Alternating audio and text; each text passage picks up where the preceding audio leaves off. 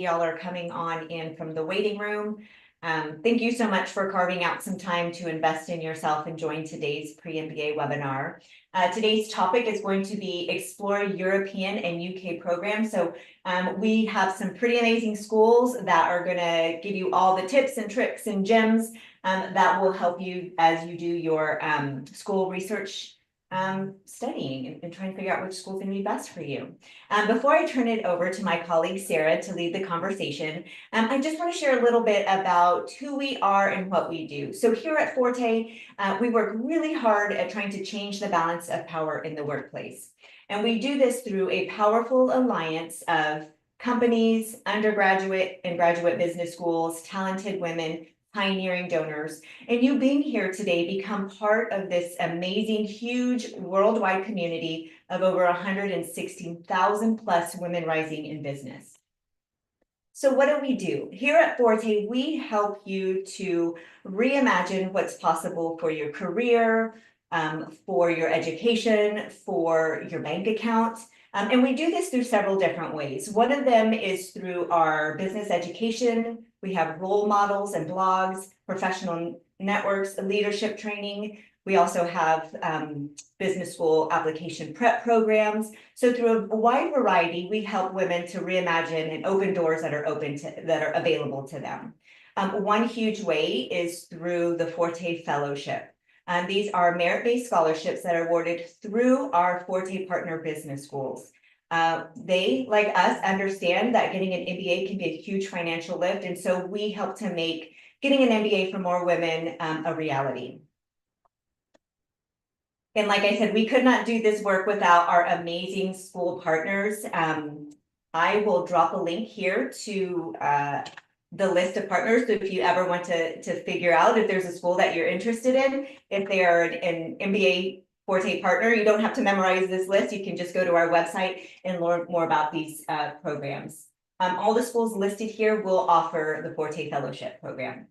If you are looking to apply to business school this fall 2025 and need a refresher, need some help, want to put in your best B school application, then maybe the MBA Launch Program on demand might be for you.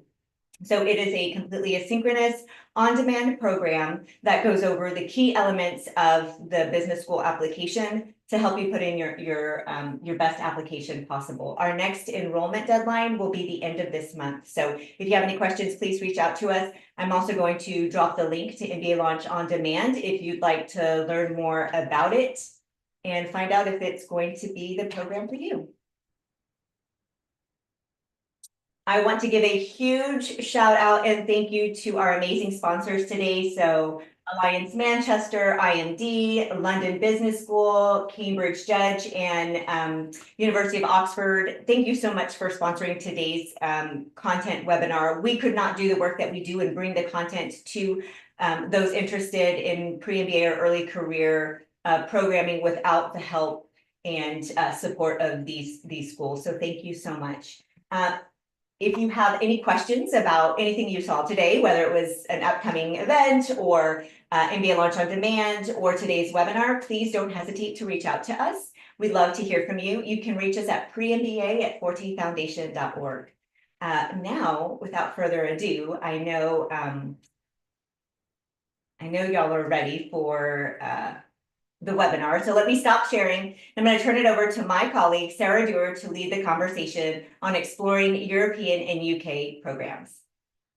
Thank you so much, Melissa. And thank you everyone for being here, joining us today to learn more about the possibilities for your future.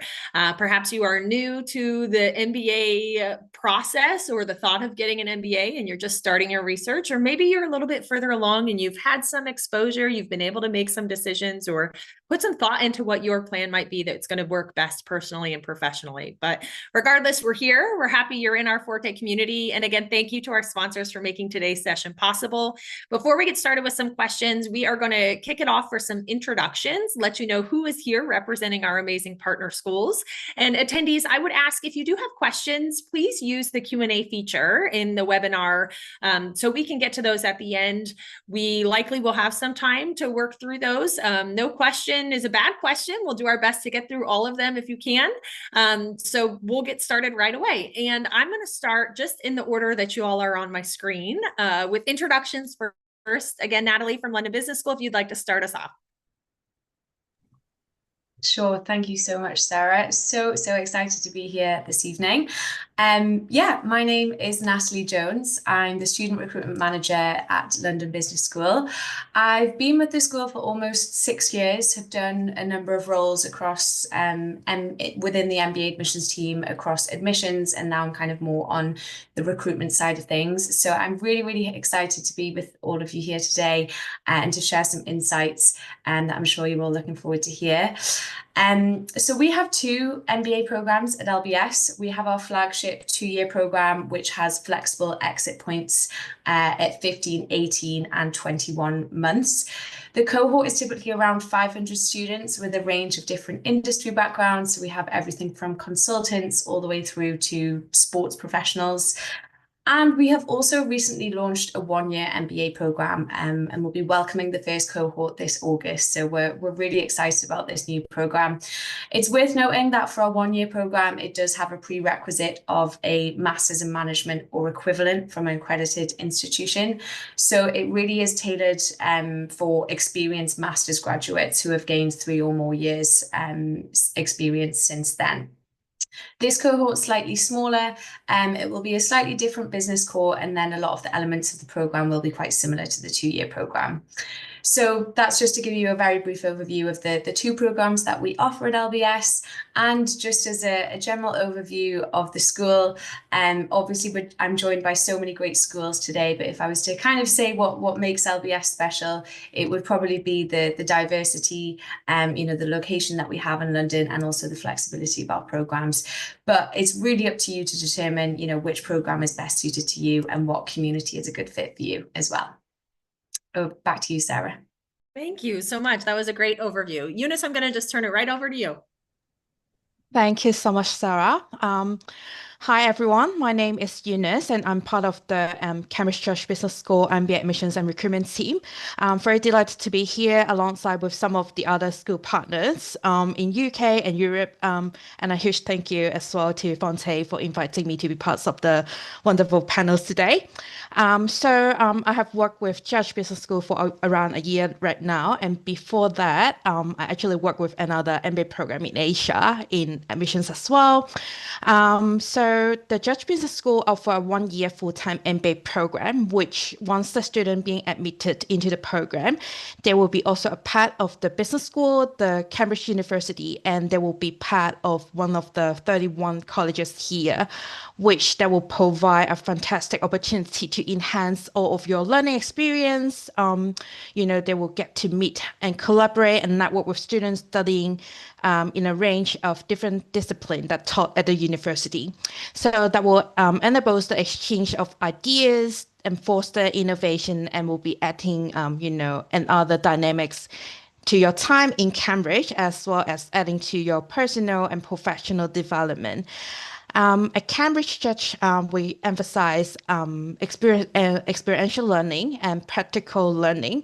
So we're making sure what you learn in the classroom that you will be able to apply to real-time business, helping you to get ready and get succeed in your career after the MBA. Typically, our class size is around 220 to 240 students in every cohort. And I think like most of the other business schools that are attending today, we are very diverse, having a diverse cohort as well as culturally or professional background. So we'll be happy to, answer any questions if you have later on in the Q&A sessions. And back to you, Sarah. Thank you. Thank you so much. Mandeep, you're up next. Okay, thank you, Sarah. Hello, everyone. So my name is Mandeep Mahal, and I'm one of the MBA recruitment and admissions managers for the Oxford MBA. Thank you so much for the Forte Foundation for putting on this webinar. We do a lot of work with the Forte Foundation, and we're always excited to support.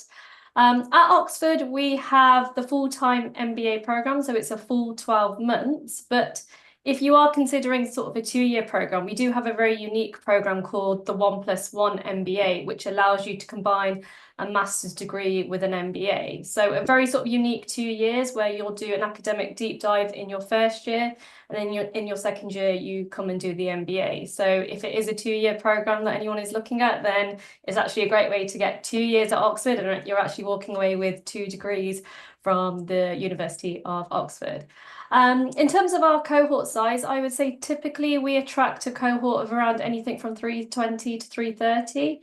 And yes, our cohort is very diverse. I say that you can sort of slice that diversity in so many ways. If you're thinking about it geographically, absolutely, we have a very international cohort. And I expect that's sort of very similar with some of my colleagues today with European schools. I also think it's really important to think about it from a professional lens as well. But then also, actually, as we are today with the Forte Foundation, I think it's really important to think about it from a gender lens. And actually, 48% of our class are female. And actually, if I just go back to last year we did hit gender parity on the cohort. So 51% of our class were female. So it was actually the first year that female outnumbered the males, which was really sort of great news. And actually over the last few years, we've really sort of risen in those numbers. So I think it's really important to think about it from that lens as well. Similar to Cambridge as well, we do have the collegiate system. So I'd say that's something that is really sort of unique and does make us stand out. And actually, I often say, an MBA student at Oxford, I believe you get the best of both worlds, because I would say that we are a young business school, so we'll be celebrating our 30th birthday next year. So, and in fact, if you come to the school, you'll see it's very new, very modern ways of thinking, but then really embedded in that world-class university that is 800 years old, full of unique history and traditions. But yes, I'll stop there. I'll take you back to you, Sarah. Thank you so much. Tamara, you're next. Thank you so much, Sarah. I'm so happy to be here. This is my first panel actually that I'm doing for IMD with Forte. So I'm really happy. I'm happy to be with everybody here with the wonderful business schools. So my name is Tamara. I am one of the members of the recruitment and admissions team at IMD. And in a nutshell, to kind of talk about our MBA program. So it's a 1-year full-time MBA program in Lausanne, in Switzerland. We have 1 intake per year, so it's in January. It's a full calendar year. And usually we have a cohort size of around 90 to 100 students. So we love having kind of a small, intimate size cohort. So they really kind of form lifelong bonds, really. I love what Mandeep says. I'm going to say the diverse word again, because it's truly what makes European schools so special, is how diverse our cohorts are. So ours is also the same. Something that I want to add at IMD, we are one of the top schools for executive educations. That's our history. That's our core. And so we have faculty that are training and teaching high-level C-suite executives on the daily about industry challenges, industry updates. And so those same world-class faculty are also teaching in the MBA. And so we really mean it when we say we do real-world learning at IMD. And and our core thing that we focus on a lot is leadership development. So out of that knowledge, we try to make sure we bring out really good leaders out of our MBA program. So that's kind of it in a nutshell. Yes, and our new updated MBA program will include those a 1-month stint in our Singapore campus, and that's usually done in the month of June. So the whole cohort will move to Singapore for 1 month and then back for their internships or their summer holidays. And thank you. And last but certainly not least, Charlotte from Manchester Business School. Hi everyone, my name is Charlotte. So I'm currently working the University of Manchester Alliance Business School here as a senior recruitment and admissions officer. Previously I worked in admissions for years. And personally, I was just one of you. I was one of the international students, and among all the schools and among all the universities, I picked University of Manchester. So yes, I studied here. I graduated from here. Now I work for it. Here in Manchester, we are top 5 here in the UK and top 50 across the world. Actually, we're one of the two oldest schools in the UK start doing MBA program. So here in Manchester, we believe learning by doing it. That's why all the MBA student will be asked to do 3 live client consultancy projects. So apart from all the core modules, students also gonna quickly learn and gain those soft skills by building relationship and building mutual trust with your clients.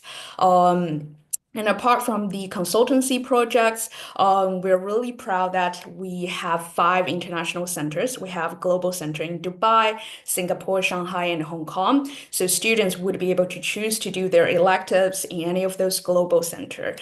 We really encourage students to go out to travel and also to see the world and to gain more business sense around the world. And probably we're going to cover this later in the session, but currently our fee for the program is around 65,000 US dollars. So we also have very generous Forte scholarship up to 50%. So if you're interested or have any questions, please reach out to me and we can go through all of them. Thank you. Awesome. Thank you so much for such robust introductions and overviews of what it is that y'all are offering. I think it makes a great transition into our first question here. I've written down a lot of notes, so I'll try to refer back to a few things that you all have mentioned throughout your introductions. But let's start at the very, very top. We all know, and perhaps our audience attendees know, that there are so many options all around the world of MBA programs that you can choose from. A lot of them, as you've mentioned, offering many different things: 1 year, 2 year, global experiences, consulting opportunities, the best of both worlds in terms of diversity and flexibility, location, all of those things. But if someone were to ask you why MBA programs, why should I choose one in Europe or the UK over any other location? Let's do a quick answer. Mandeep, I'll start with you. What's the first thing that comes to your mind why they should choose a European or a UK located MBA program? Yes, so I suppose a very sort of quick short answer I would give is that global perspective. I think that's really sort of important.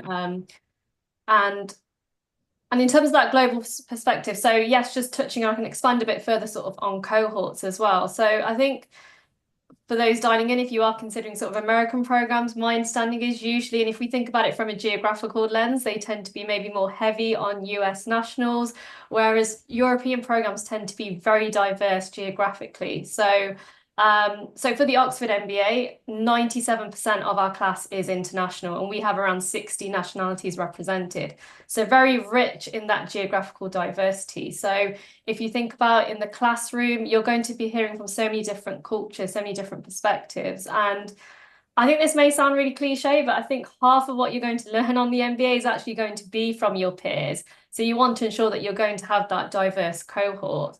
But then taken away geographically, I think it's also important to think about it from a professional lens. And I know actually Natalie sort of touched on this in her introduction, but I think typically when you think of MBAs, you may think of finance, you may think of consulting. We certainly welcome those candidates, but then we often do get candidates as well who come from different backgrounds. So whether that would be sporting professionals, we've had people from media, we've had lawyers on the program, people working in healthcare, not-for-profit, social entrepreneurship, and so on. And I think that's also really important to think about, and think about some of those interesting conversations that you're going to have in the classroom. You're going to be hearing about someone who, let's say, has a social entrepreneurship in a country in Africa, and think about how they are conducting business that is going to be different to someone, let's say, in more of a sort of a Western in the US. So I think that's really important to think about that global perspective. And then also in the classroom, in terms of some of the teaching, the MBA is really gearing you up for that international sort of career as well. So not just thinking about it, let's say, from a US perspective. Thank you. Yeah, it's important, especially in the early stages of the school selection, to understand the true benefits that you will get from many different options of programs. Charlotte, I'm going to kick it over to you for the same question, especially given your personal experience that you chose the program at Manchester Business School as an alum. Why would you say candidates should consider European and UK business programs? So first at that time, yes, I completely agree with like what Meta just pointed out. the diversity. So it was easier for me first to travel across the Europe when I'm free, you know? And also afterwards, when I'm looking for jobs, I find it's extremely easier for me. For example, I can easily look for job opportunities in Paris, maybe in London, or maybe in Manchester. It would be much easier for me. And another thing I want to talk about is the opportunity after MBA or after graduate. If your peer or your cohort is from everywhere across the world, which means the alumni community would be really strong across the world.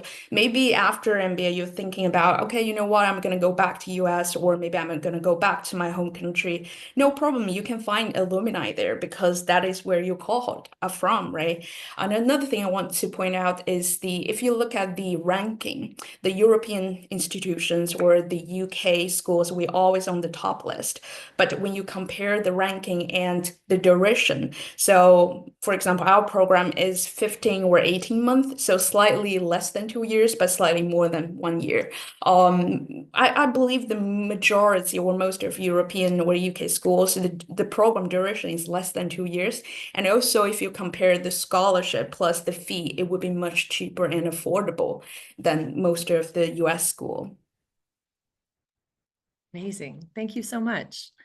Moving on to our next question, along similar lines, we're going to talk about the unique benefits that a European or UK MBA program might provide candidates, let's say in comparison to a US program. So we've heard a little bit about the diversity. Charlotte just mentioned the affordability, the alumni network, how robust that can be. Natalie, is there anything else you want to add to that in terms of the unique benefits of selecting a European or UK program?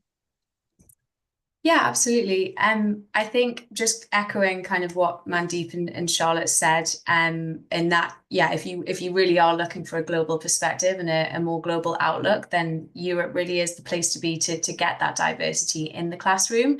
I think just touching on what Charlotte said in terms of the duration of the program, it's a really important thing to consider when you're looking at different schools is whether you want a 2-year or a 1-year program. A lot of schools in Europe do offer a 1-year program, which can be, you know, really appealing to some people if they want to kind of fast track that program, get back into employment and really have that MBA in a slightly shorter time frame. There are different options in Europe in terms of the length of the program, so there's a lot more flexibility in terms of the schools that you're looking at. I'd say obviously some of the schools as well offer flexible exit points. It really kind of lets you tailor the experience to suit your personal circumstances. Just another thing to consider is, you know, your future job prospects. If you're looking for a global career and if you're looking for potentially switching locations in the future, getting that global network will really open up your eyes to different kind of opportunities that might be available to you, whether that's, you know, different industries that you've not even considered before, whether that's different locations that could be an option for you in the future. I mean, a lot of our students at LBS, I think last year's class, 45% of them secured employment in the UK after graduation. So using the MBA, you know, obviously you're doing it for many other things, but it's a way also to switch location as well. In the UK at the moment, we have a graduate route visa, which enables you to work in the UK for 2 years after graduation. So a lot of our graduates will take advantage of that. So it can be a really great way to kind of broaden your future job prospects in an international way as well. Thank you. Eunice, anything else you want to add there in terms of your perspective of the benefits from a European or UK program? Sure. I mean, like totally agree with what Leslie mentioned just now. You know, like talking about locations, like UK, Europe, we are really close to each other. And I think, you know, it gives you the opportunity to exposure on like, you know, different cultures, like placed in Europe with different countries, like, you know, every single country, like they got their own language, they got their own culture, the ways of work, you know, so you got quite a lot of opportunity to global experience. And that global experience is actually really valued by employers. I also think about the collaboration, like the collaborative culture that, you know, among the European Business School. For example, you know, the MBA, which is like the Europe largest gathering, like, you know, that united over 1,500 of MBA students, like from I think 15 plus MBA program across Europe. So, events like this definitely give you a very good opportunity to expand your network. And, after all, coming to an MBA, that will be about your knowledge on business, but then it's also about networking and also, your postgraduate working experience, career opportunity. So I think that would be something that very beneficial if you're choosing a school in UK or Europe.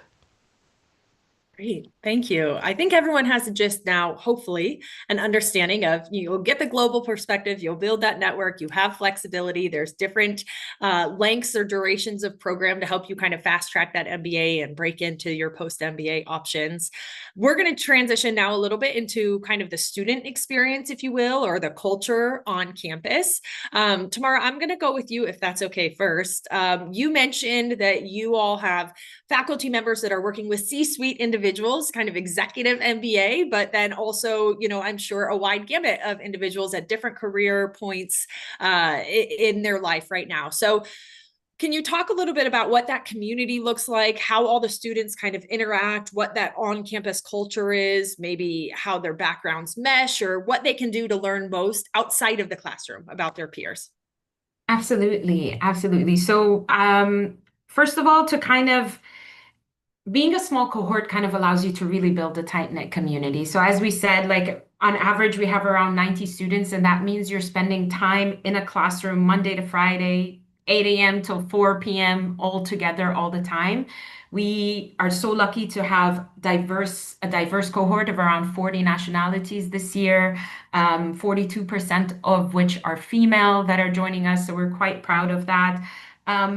What we also see is that just like Mandeep was saying, is that people do come from the traditional backgrounds, like the consulting, the finance, the manufacturing we saw this year in our top 3. But also we're super lucky to have 2 Olympians this year. We have a lot of people from the Army that are also coming to do their MBAs, and just really shows how much an MBA is the right decision once you're ready to pivot and move on. But out of that is just 90 students who are fully international. We have a low amount of Swiss students, so they kind of all depend on each other. They kind of create a family together. They all live near each other, and they slowly grow into becoming a really strong, tight network of alums after the MBAs, and after they go into their careers, they really can depend on each other professionally as well out of those personal bonds that they've built. Speaking of the MBATs, we're so happy that we made 4th place this year. We did really well. Maybe because we had the Olympians in our cohort, I'm not sure, but we're really proud of it. But I think I really love how close-knit they are. A small cohort really allows you to build a network of literally 90 individuals where you know very well.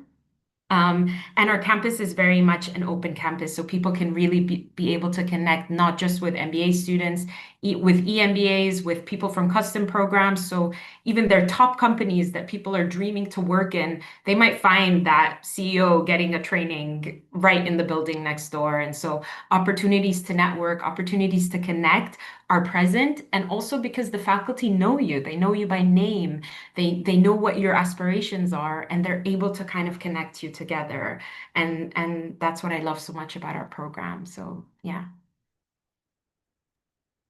The beauty of a small program, right? And that's a decision launchers, or I'm sorry, pre-MBA folks will need to decide. Do they want a larger program for that big, robust network, or do they see value in a smaller program in addition to the location? So lots of decisions to be made. Charlotte, I'm going to turn to you again. Another great question from both perspectives, the staff perspective and a former student perspective. Talk to us a little bit about the community, the benefit of that diverse community kind of outside of the classroom learnings, more so in a social kind of cultural aspect, if you will. Yeah, so if you look at our program, the nature of our program consists of 3-4 live client consultancy projects. So students will be divided into groups. So from day 1 until the last day of your program, you will be work with your group member. And actually 2 or 3 projects, you will go through the bidding process, which means you with your group member has to win your clients. So it would be very interesting every year to see a great presentation and solution which well done by our students.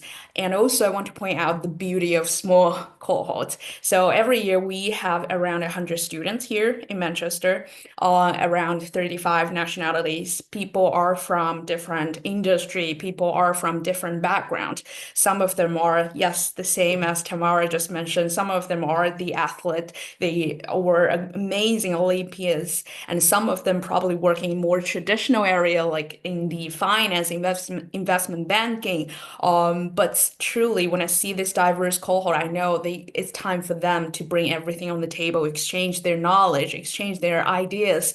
And also, since we do have the 5 global centers, all those centers are also recruiting their own global MBA, which is a part-time MBA and executive MBA teams there. So student would be able to go and study with those executive MBA members as well. I do believe, yes, the small cohort, people can build deeper relationship and also sometimes become a long-term business partner. Thank you so much. We're going to move into the application process now. Many of our attendees hopefully will soon be submitting applications to your lovely programs, and some questions are coming in. So we'll start first with the one I have, and then we'll jump and snag some of them from the Q&A feature. But Mandeep, I'm going to turn it to you first, if that's okay. Any admissions requirements that differ on a larger scale from like traditional US programs, or any best practices that individuals should kind of follow when applying to European or UK programs? Yes, good question. So I would think as a whole, yeah, I suppose it really depends on the school. I think different schools may have different sort of application requirements or different things that they're asking for in their applications. I think something that I think, though, I suppose maybe it depends again on the school, is maybe some of the essay questions. I think for European schools, maybe they tend to be more direct sort of essay questions, and there may be sort of fewer essay questions as opposed to some of the US schools. I also think actually in terms of the duration of the program, so we've spoken about the duration of it being a shorter duration. So I think it's really important to think about in terms of your post-MBA goals and what it is that you're wanting to do post-MBA, and just knowing that you are potentially going to have less time to make that particular career transition that you're seeking. So some schools will actually ask for more in-depth details about your career plan. You may have to provide and answer particular questions about your career goals. Of course, we want to see that you're going to be employable and that your career goals are going to be realistic, and it's there for you to demonstrate your awareness of, let's say, a particular sort of sector, industry, and if you're looking to change your geography. So I think that's something important and to be mindful of. I would say also one thing as well that actually may differ, and again, this might be depending on schools, but I think in terms of deferral culture as well, I would say it's really important, and this comes down to also when you're thinking about applying for the MBA and really thinking about your motivation, and it's important to know when it is the right time for you to embark on an MBA. And in terms of sort of when you're submitting an application, if you are successful, then generally you should be looking to come and do your MBA that year. Of course, we understand that there may be sort of extenuating circumstances, but I'd say in terms of the deferral culture, I think in the UK is slightly different as opposed to the US. So I hope that answers that question, but happy to take if there's any other sort of questions about the application or admissions process. Yeah, I like your perspective on the essays being a bit more direct. Hopefully you all are looking for something specific. Why right now? Why this shorter duration of a program? What is your goal? And is it realistic post MBA? That's a really, really good point. Eunice, I'm going to turn it over to you. Any additional admissions components that you think might differ from a traditional US 2-year MBA program? Yeah, I mean, when we talk about the difference between UK, Europe, or like US school just now, about the duration of the program. So totally just echo what Mandeep said just now, thinking about if you are at the right time to start the MBA program is very important, because in general, the program in UK or Europe, that will be a 1-year program. So we would like to, tend to see candidates who are more motivated and like they know the reason, the purpose, like why they want to start an MBA right now. For admissions requirement, I would say it would be quite standard across most of the school in UK, Europe, or US. They might have certain requirement on your GPA, your GMAT, letter of reference, like essays. But you need to think about why you want to do it right now and why do you want to choose like doing program in UK, Europe. Is it referring to your post MBA career goals? Are you planning to relocate afterwards? If you want to stay in UK or Europe after the MBA program, like definitely choosing a school in UK or Europe, that might be a better option because you start building your network there. I would say the application itself is quite different from school to school, but then the best to do would be start your research early, and get to know about your career goals. Does it aligns with the school culture and the teaching method or the outcome of the MBA program of the school that you want to attend to? I love it. So what I'm hearing is be intentional, be thoughtful. Don't just toss in your application. Really make sure you understand what going to a European or UK business school is going to do for you and how it relates to you and your goals personally and professionally. A few questions are coming in here, and I'll just kind of turn this over to anyone who would like to join. You just mentioned, Eunice, the GMAT or GRE. We like to tell candidates that although the test typically is a very important part of the application, you all are more than just a test score. It does not define you. There's a lot of opportunity in the other aspects of your application to really put your best foot forward. So two questions here. Do they only take the GMAT or do they accept the GRE? I would imagine you can check each school specific website, but a quick nod of the head, yes, each school takes both exams. And then there's a question too on how much emphasis is there on the GRE GMAT score. I'm going to turn this question a little bit and again toss it up to anyone who's interested.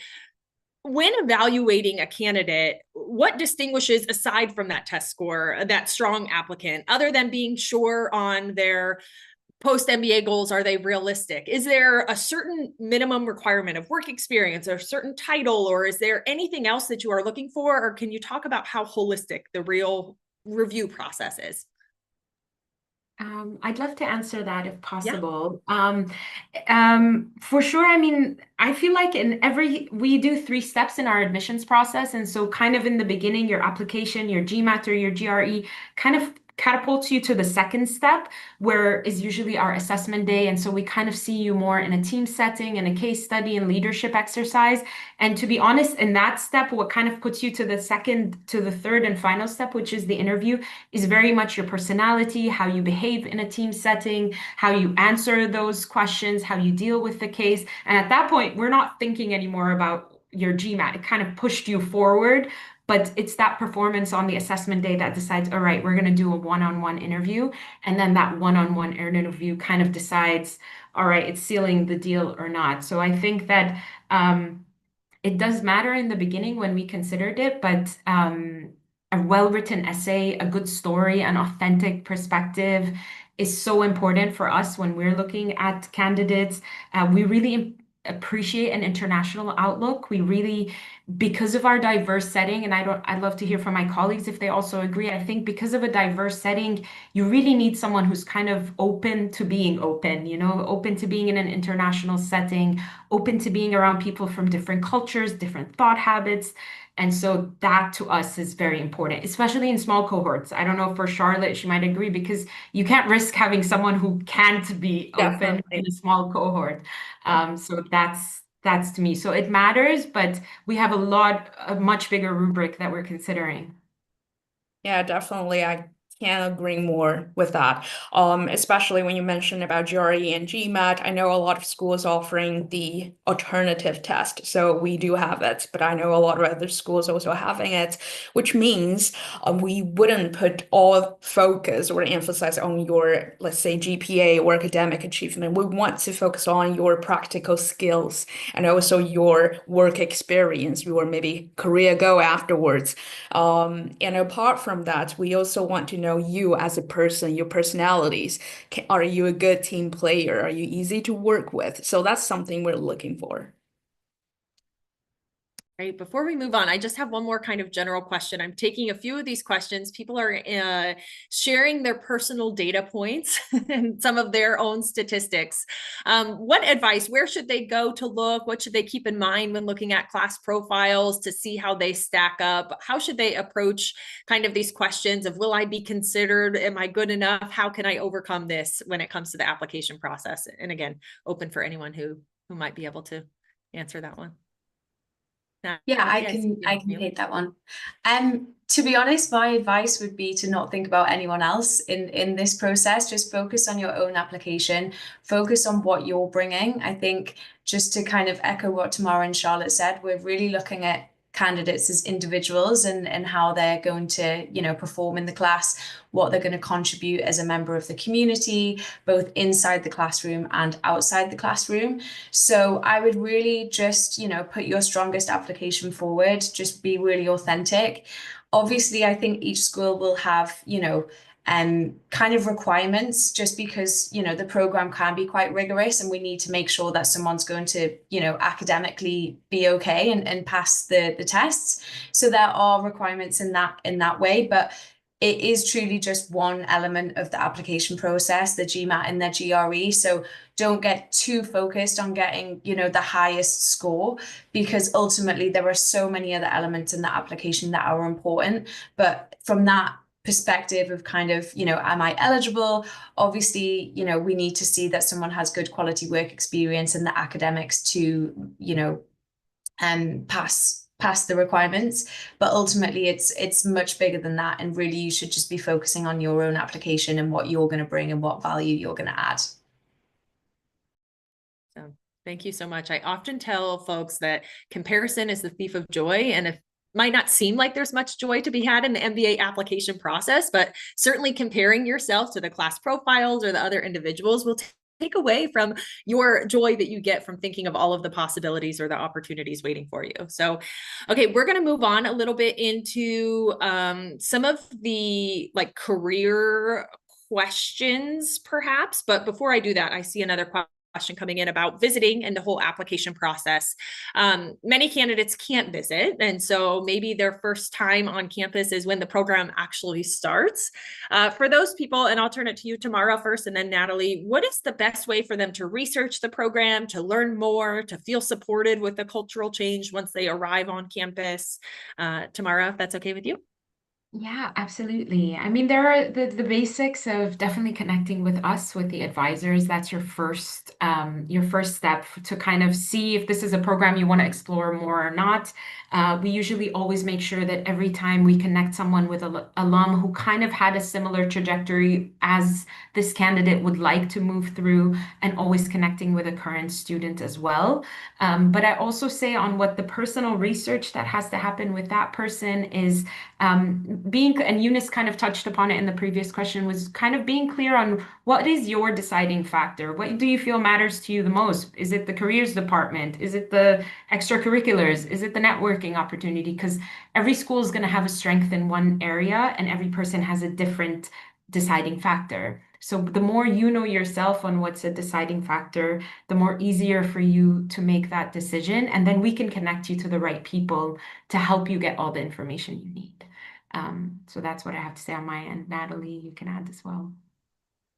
Yeah, absolutely. I definitely echo that. And, you know, speaking with members of the community, both current students and alumni, is really the best way to get to know the culture of a school, really hearing it from the people that have done the program themselves, that have, you know, all of that experience, also going through the application process. And you get more of an insight beyond the website or speaking with a member of the recruitment team.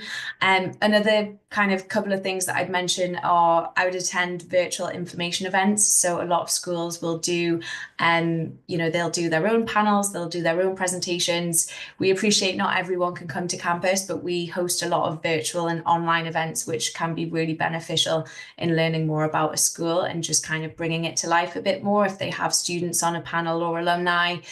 And I would also say a lot of schools do travel to different countries for recruitment fairs. So definitely have a look at different recruitment fairs. Obviously, Forte, they host their own fairs and they'll be doing them in August. We'll be there, and I'm sure a lot of other schools here, my colleagues, will be as well. So definitely try and see if you can meet with us in person at one of those fairs. Often people bring alumni with them, so it's a really great chance to meet with us and meet with some alumni as well. I'd also say just following, I know this seems really basic, but following the schools that you're interested in on LinkedIn, and also maybe having a look at the different clubs that are a part of the schools. So all of our clubs at LBS have LinkedIn pages. They're constantly updating their LinkedIn pages with events that are going on, with different panels that they're hosting. So it really just gives you a really big overview and keeps you really up to date all the time with what's happening at these schools and what it's like to be a member of the community. So yeah, just there's so many things that you can do to kind of stay up to date with what's happening. Thank you. Yes, I appreciate the plug. You beat me to the plug for the fall forums, which are coming up in August. Lots of opportunities in various different US-based cities, and will even be in a few non-US based cities this year. So take advantage of those to connect with our partner schools or many other similar events to ensure you are getting to know folks if you can't be on campus. Kind of be intentional with those opportunities and take advantage of them as they come to you.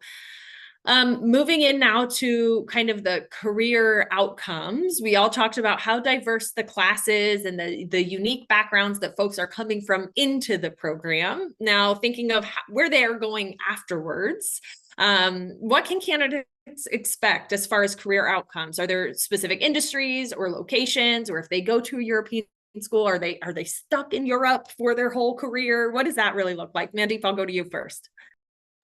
Yes, thank you. So I would say, I think what I would say a lot with European sort of UK graduates is that they do have that strong international mobility. And we often do see a number of our students who are looking to either switch their function, industry, their geography, or it might be all three. You can do that on a one-year program. It's just knowing that it's going to be a lot of work and effort on your part to make that transition. I suppose just to answer in terms of industries, I would say that yes, we tend to see sort of strong placements in sort of consulting, finance, and tech tend to be some sort of strong industries that we see students go off to post MBA. I also actually want to mention sort of entrepreneurship and sort of startups as well. So at Oxford, we do have a strong sort of emphasis on entrepreneurship, and there is a lot of support available to those students who want to go into entrepreneurship. There is the Entrepreneurship Centre, and actually we see with a number of our students as they come onto the programme, ideas start forming and they start thinking about maybe entrepreneurship. So there is a number of support available amongst there as well. But in terms of locations, so, and in fact, I think just to touch on what Natalie said, I think generally we do tend to see a number of our students are wanting to stay in the UK. So if that is something that you are looking to do, then usually sort of a European program, a UK program is sort of, it shows that it's a well-trodden path to be able to do that. And we currently do have the UK sort of post sort of graduate route study visa, which allows you to stay 2 years in the UK. So that is something that we do see our students do. But in fact, and I did see a question in the Q&A about whether if I was to have a global goal, if I want to return back to the US, is that okay? Absolutely. In fact, because our cohorts are so diverse, yes, you may see that maybe majority, let's say, may want to look to stay in the UK, but then we also see so many of other students either are looking to enter a new geography, or if they are looking to, let's say, return back to the US. I would say that a lot of European schools do have strong sort of career connections as well. So I suppose it really sort of depends on the individual and what it is that you're looking to sort of get post MBA. As we sort of spoke about in terms of the application, everyone is different and everyone has a different story to tell and is looking to make a different transition. Charlotte, from your perspective, and I'm going to pull in kind of a similar theme through a question. What is the support like typically in terms of career services or career management office that help these students when it comes to either bidding for those consulting opportunities you mentioned, or if there is a global internship type experience, or if it is just simply that post MBA? What does that support from the school look like? So what I want to say is we have a very strong career services team, and our team is a sector-specific career coaching. So all the students at first or at beginning of the program, you can pick the interest of the sector, and then you will be paired with our coach. And then start from very beginning, they're going to go through the mock interview, go through the CV review, and it's the same as just what Mandit just mentioned. The majority of students from our report shows that maybe more than 70 or 60 students in the end stay in the UK or maybe in the Europe. So for them, for a lot, but when you look at the class profile, more than 90%, 95% of students are international students. So actually, they need a lot of support. They need to understand what the UK job market looks like, what skills you needed, how to write the CV to appear the market here, right? And also what I want to mention is the electives. So currently we're doing 24 electives. So it's pretty much cover all the areas in all the sectors. So at the beginning, you would be able to pick any of the electives that you think would be benefit for you afterwards for your career, for example. And also it's the alumni network. It's very useful, I think, and also very effective because when you go through the LinkedIn post, you can see a lot of alumni probably graduated 2 years ago. They're in the career that you want to do. They're probably actually right now in the position that you wish you were. So don't afraid, and then just reach out to them to build this connection with our alumni. Great. Thank you so much.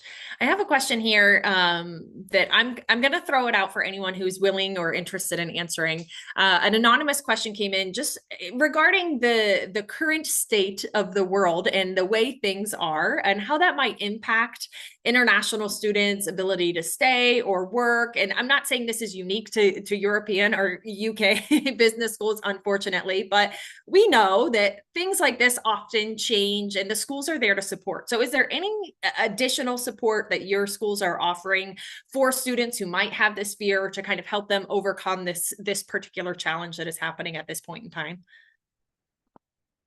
I think I could just point out something quickly that, the policy keep changing, like regardless of which country that you tend to go to. But then I think most of the MBA program is actually a program to prepare you as the future leader in business world. And, the program itself, it should be able to develop your skills like professionally that you could work in any industry in any country. So I wouldn't be worried too much. I mean, here at Cambridge, we tend to have student that going on the graduate visa, which is a 2 years visa, but then we do have quite a lot of students that go straight into a work employment visa that, directly offered by their employer as well. So I think the thing is that, thinking about doing an MBA would be how does the MBA program it's going to be beneficial for you after your study, and if you having a good profile and if you work hard in your program, you should be able to get to the position that you want in any countries. Great. Thank you so much. A lot of questions are coming in here in terms of the program requirements, maybe what those career outcomes are. So I'm going to ask you all, sorry to put you on the spot. If you have a quick link to your career outcomes or a page that gives some information on those test requirements specific to your program, I would invite you to please drop those in the chat at this particular time if you can. I do want to go back to one question, though. We've talked a lot about the diversity of those in the program. And I think, Mandeep, you mentioned, oh, there you are. Mandeep mentioned that no matter how you slice it, whether you slice it via gender, whether you slice it via professional background, whether you slice it geographically, the class really, really is super diverse in terms of all of those backgrounds. So another anonymous question came in and says, each of your schools have a certain profile of students who generally attend those schools. For example, LBS typically sees people from a finance or luxury management background. If I'm not from these backgrounds, am I at a disadvantage? Natalie, you want to take that one? Yes, absolutely. I was just finding our employment I know, report. sorry. I threw you all for I sent you to do a task and then tried to keep No. as well. That's fine. Yeah, so I would say that we are very open-minded in terms of the backgrounds that we have at LBS. Obviously, a lot come from consulting backgrounds and finance backgrounds. That's kind of our traditional backgrounds that we see. And whilst they are absolutely fantastic to have in the class, and we really value them a lot, we also are very welcoming of non-traditional backgrounds as well. So I would say there's no disadvantage to coming from a kind of non-traditional background. In fact, you know, that's what kind of adds to the diversity of thought in the classroom. We need people coming from all kinds of different industry backgrounds, so people can learn from each other and really learn, you know, and lean on each other's strengths. So especially, and I know a lot of the other programs as well, there's a lot of group work involved in our programs, and being in a study group and, you know, working on case studies together, you really need to draw from each other's strengths and each other's industry knowledge. So I would say it's really, you know, we are welcoming of people from all kinds of different backgrounds, and obviously we've had doctors on the program, we've had military candidates, we've had people who have never even, you know, set foot in an office before and have come from sports backgrounds. So I would say just be really confident with the experience that you're bringing and what your unique contribution is going to be in the classroom. Thank you.